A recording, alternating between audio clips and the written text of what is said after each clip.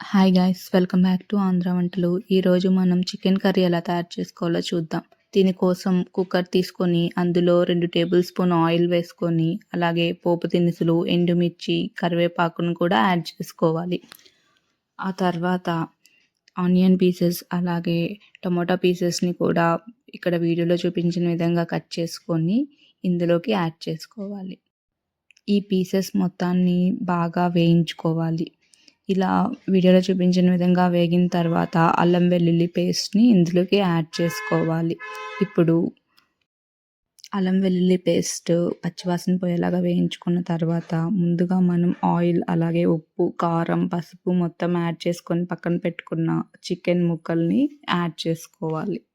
ఆ తర్వాత ఈ పీసెస్ మొత్తం కలిసేలాగా ఒకసారి అంతా తిప్పుకోవాలి.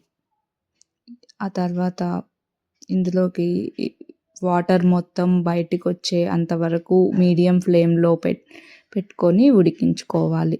ఇలా వీడియోలో చూపించినట్టుగా ఉడికిన తర్వాత మనం ఇందులోకి మసాలా యాడ్ చేసుకోవాలి. ఆ మసాలా ఎలా తయారు చేయాలంటే ఇందులోకి ఎండు కొబ్బరి, అలాగే జీడిపప్పు, చెక్క, లవంగం, ధనియాలు, జీలకర్ర, అలాగే యాలకులు, ఎండుమిర్చి అంతా యాడ్ చేసుకొని పేస్ట్ చేసుకొని పక్కన పెట్టుకోవాలి.